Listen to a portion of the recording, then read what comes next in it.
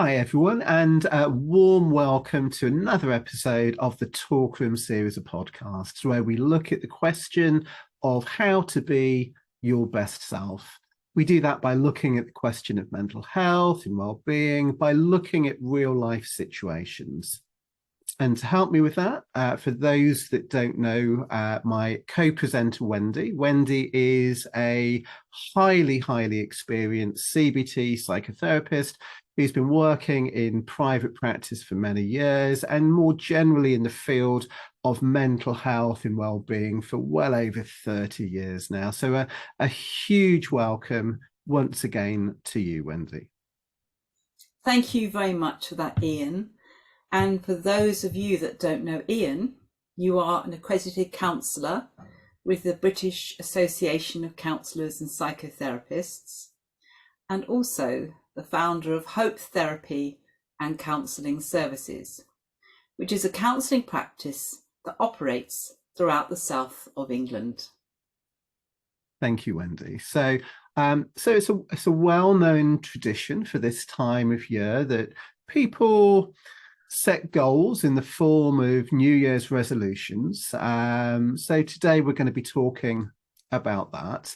So Wendy, as an experienced therapist, do you have any thoughts about the idea of New Year's resolutions and goals setting at this time of year? Is it a good idea? And if so, how do people go about doing it? Yes, Ian, thank you for that. Well, on a positive note, I do think it can be useful to take time out and review what you're currently doing and whether it is in line with what you want from your life. So yes, having a review, I think, can be constructive. I personally think what goes wrong with New Year resolutions is that we can make a really long list that is usually totally unrealistic. And then we think, as long as we're really enthusiastic, we're just going to succeed. Then, in my experience, situations then start to occur that demand our time. And then the first thing that happens is that we drop our New Year resolution. We can then quickly turn our new enthusiasm into despair and then start thinking, well, it's just too hard, or why bother? And I can I can relate to that entirely. So what's the alternative to that? Do you have suggestions about how we can go about approaching these things, maybe in a slightly preferable way? Okay, yes, Ian, certainly. So one of my favourite therapies that I use is called ACT, which stands for Acceptance and Commitment Therapy, which we have covered in a previous podcast. So one really important aspect of ACT is where we spend time thinking about our values. What I mean by that is what we want from life, what gives our life meaning and purpose. Now, this can be quite a deep exercise, but I think it's really important to give ourselves the time and the space to process this. So to start with, just spend time thinking and reviewing what is important in your life right now. And then the values can be relevant to all different aspects of our lives. We can have values on our health, our relationships, career or meaningful occupation, or even to simply develop more fun activities. You can have a value for each category, or just concentrate on one particular aspect. I think it's really important, Ian, just to keep things nice and simple. And I can give an example for you. So say we have a person called John, and what he wants to do with his life is to create more honesty and closeness in his relationships.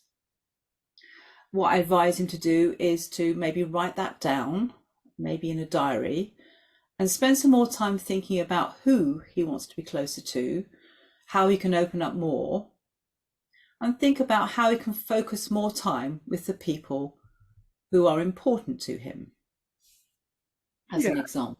Yeah. So that sounds like quite a detailed process for someone to go through. Yes, very much so. I agree. Um, but if you simply think of what you would like your life to look like at the end of the year, for example, simply to get some clarity, you can also think about in your values, what is the most important one? And then simply thinking about these steps, it just starts to help you to create a focus. And as you can see from above, that this actually naturally produces some action steps that you can now follow. So once you start writing down your values, what's important to you? It naturally just leads onto actions. Is that what you mean? Yes, Ian. So absolutely. So once you have a sense of the direction you want to go to, it then becomes easier to set goals according to the values you've written down. So in cognitive behavioral therapy, we use the term SMART goals, which stands for S stands for specific, M stands for measurable, A stands for achievable, R stands for relevant, and T stands for time bound. And the idea about this, it helps to make the goals clearer and easier to measure, so it helps you to focus more on your progress. And why is it important to set smart goals? Does it really work? Good question. Good question, Ian. So the research does actually suggest that if you set these clear, SMART goals, you are more likely to achieve them. And research also suggests that if you write them down, that also the process of writing can help with the clarity and the focus of your goals. So if I just go back to the example of John wanted to be more honest and closer in his relationships. So he starts then to try to think of making this a bit more specific. What does this actually mean? He could then maybe choose his partner and a friend. He can make it more measurable by thinking of what he means by honesty. So for example, perhaps expressing his feelings more to them. And then also to be even clearer than that, it could be expressing all his feelings, such as positive feelings such as joy, but also more difficult feelings such as frustration. Then the next step is to ask, is this goal achievable? So I would say yes, as long as he thinks his partner and his friend are receptive to this goal. The next stage, is it relevant? Yes, it is in line with his value. It is something important he wants to do. So I would say yes, they are relevant. The next step is the goal time bound? So for example, he could set the goal for the year, but maybe think about having a review process. So maybe he could start a diary and write down when he feels he is more expressive with his feelings. And so then he can review his progress regularly, say for example each month. Also in his diary, he could write down what has helped him and if there are any barriers that he came up to that he can actually work on. And then closeness is another word he used, and that could be a slightly different goal. Again, he goes through the SMART process. What does it actually mean for him to be closeness? Again, for example, it could mean him spending more time together or spending more time talking to each other. He could also be even more specific and set separate goals for closeness with his partner and then a separate goal for closeness to his friend, as that might be slightly different. Does that help to explain things, Ian? Yeah, so it sounds as though the next step is about clarity, being clearer about the actions, and just putting lots more detail, really being quite specific about the goals that are being worked on. Yes, exactly, Ian. Yes, that's it, totally. And what I notice as a therapy, in my therapy sessions, a lot of people will say, for example, that they want to be happier. But this is quite a difficult thing to actually measure. So again, if you go through the SMART goal process, this may mean actually making that wanting to be happier into a more specific goal, breaking it down into actions. So maybe working on your negative or critical thoughts, being happier by having a goal to improve your self-esteem. Or another example is maybe engaging in activities that give you a sense of satisfaction. It's breaking it down into small steps, making it more clearable and more action orientated. Yeah, so that sounds really quite doable.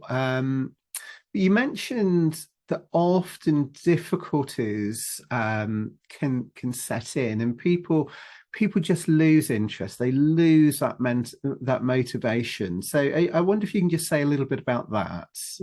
Absolutely, Ian. And this happens all the time. And this could be part of your plan to maybe start to think about the potential barriers. So, for example, simply spending more time with your partner, you then may to think about doing less of something else, say watching the television.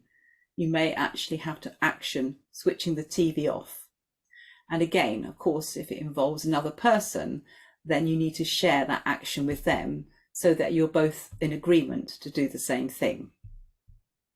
Another benefit by sharing then with your partner, you're both making the effort to reach that goal, and therefore it's more likely to happen.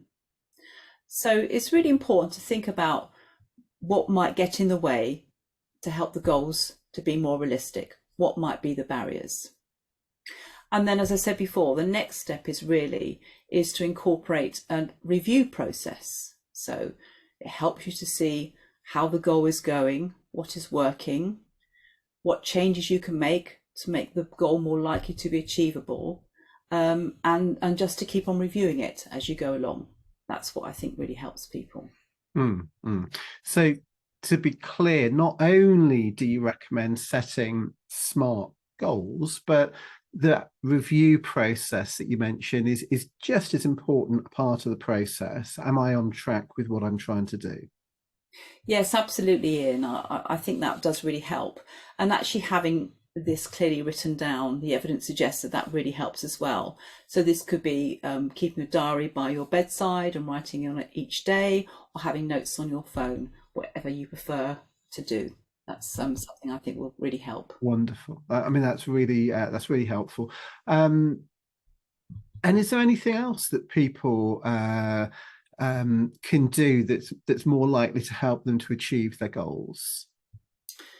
Yes, Ian. So I think another tip is trying to make the goal a regular action. And I'm a great believer in trying to do something daily towards your new goal, however small. So again, on a practical way regarding expressing feelings to your partner, you could simply try to do this once a day. Just a simple thing like a sentence where you try to be more open with your partner.